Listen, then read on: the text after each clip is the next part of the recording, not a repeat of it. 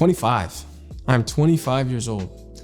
That is crazy. That's a quarter century. A quarter of my life is gone. Honestly, I haven't thought a whole lot about what 25 would be like or how I would feel at 25. I never really thought that far out when I was younger. It was always maybe early 20s through college, and then who knows what happens. Now that I'm here, it feels really, really good, and I'm really excited about my life and everything in it and everyone in it.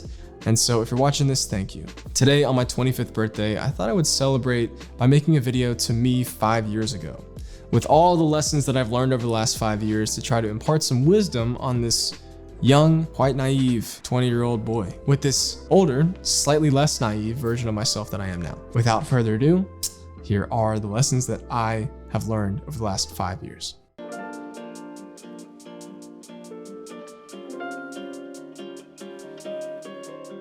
Everybody matters the exact same. How you treat people and how you make them feel, regardless of what they can do for you, is so important. And if you can focus on that, if you can focus on your character, on who you're actually becoming through the process of treating people well, learning to love people well, then you'll be so much better off. I spent a lot of time when I was 19, 20, 21, trying to understand how I could game the system in my favor so that I could make it to the top, so that I could accomplish something. And I often saw people as stepping stones to that thing.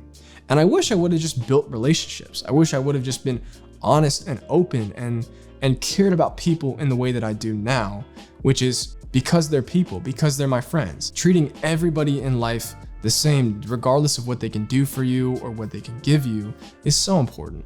And I know that's just such a basic lesson, and a lot of these will be, because I didn't understand a lot of this 5 years ago, and I wish I did. Number 2, you already have everything that you're chasing.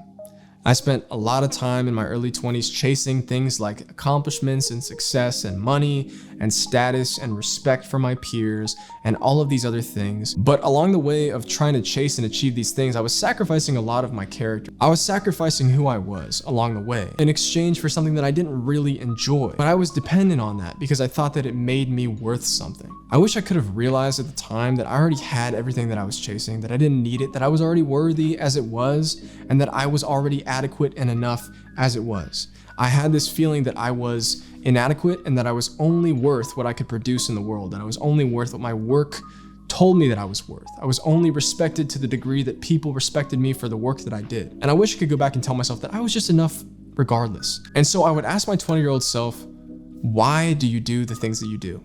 Sit down and really analyze your definition of success, what that means to you, and just think about that really hard, because you think that you're doing it out of the love for what you're doing.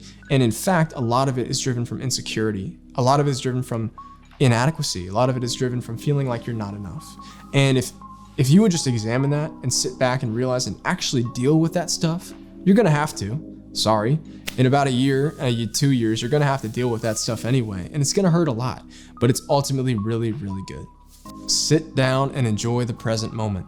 Stop living so much for the future. I spent a lot of time thinking about the future and what my future was gonna be like.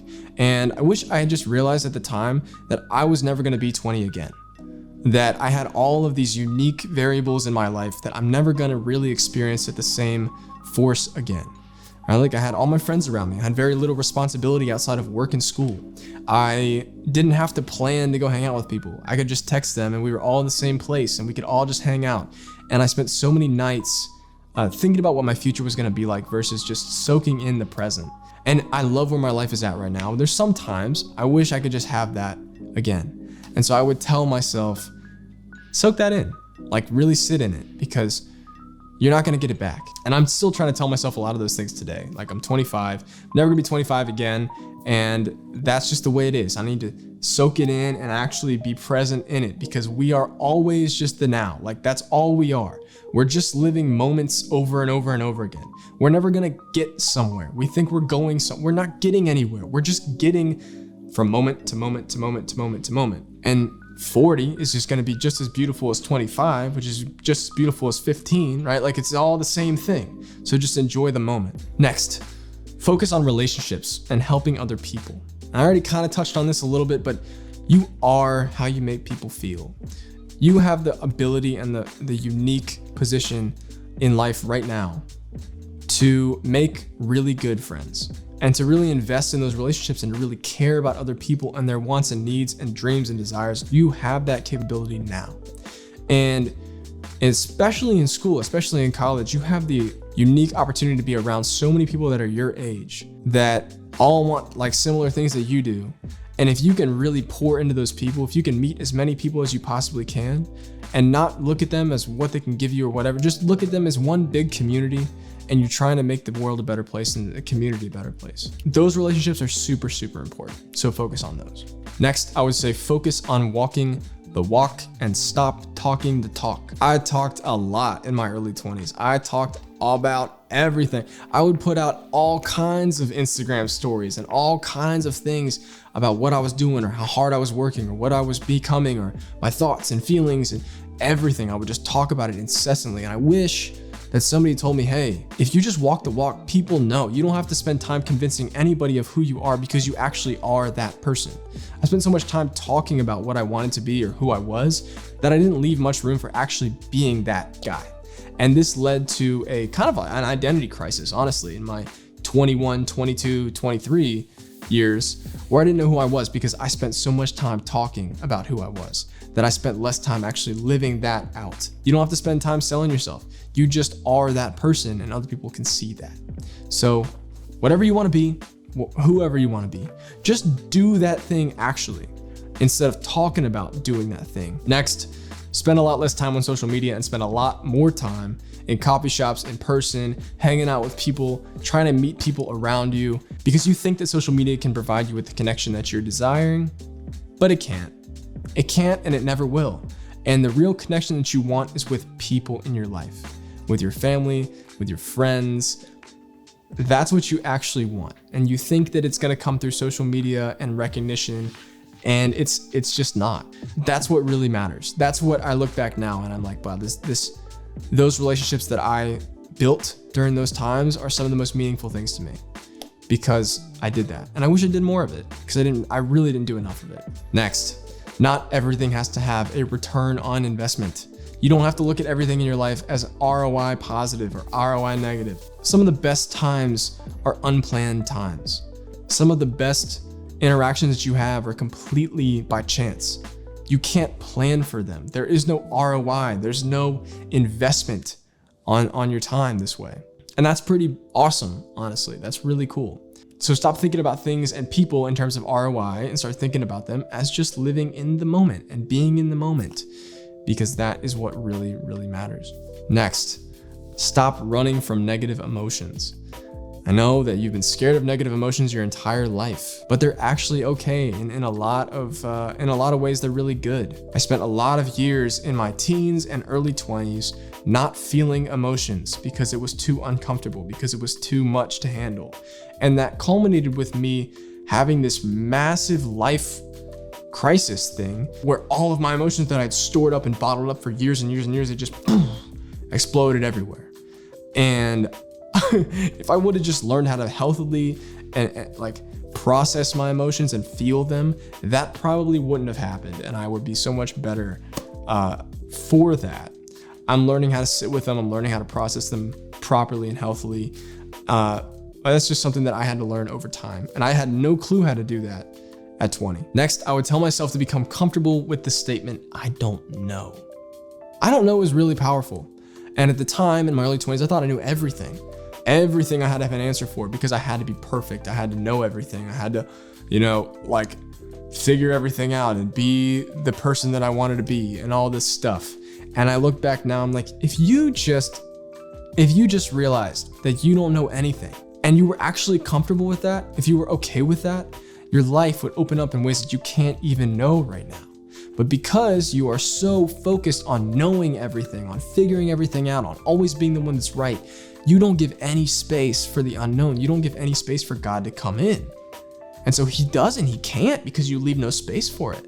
And so now in my life, I am so comfortable with the fact that I don't know. I don't know most things. I'm still figuring everything out and I will be for the rest of my life, and that's completely fine.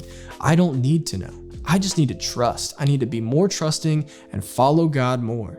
And I don't need to know everything. And finally, the last point I want to make is be open to the concept of God. I know that a lot of people, everybody, me included, grows up with this notion and preconceived ideas of what God means, or the church or religion or whatever that stuff is. And at 20, I was definitely not in a place to welcome in anything or anybody that was bigger than me, that was above me, that I had to sacrifice myself and my own selfish ambitions and wants and dreams and goals for. That's been the biggest change in me in the last 5 years, I think, is my faith. And that completely changed my life in ways that I can't describe.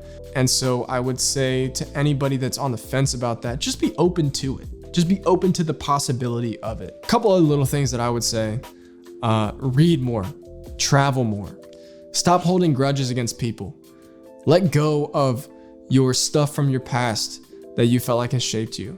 Stop and smell the roses. Enjoy the cold. Enjoy the seasons. You're not gonna have that much of it in your life these days. Enjoy the simple company of people. So those are my lessons that I wish I knew. The things that I think would have helped my life out a little more had I known them back then. But honestly, there's no way that I could have known them, because all the experiences that I've had up to this point has been what's taught me what I know today. So ultimately, life ends up exactly how it's meant to, and I fully trust that, and I think you should too. I'm still learning all of these things, by the way. These are not things that I have even remotely solidified in my life, and I'm still learning them every single day, and I plan to continue to do that for the rest of my life. But there are things that I learn every day that make me, hopefully, into a better person, into a more whole person. So if you enjoyed this, please let me know in the comments. Maybe comment what you wish you would have known at 20 if you're older than 20 watching this.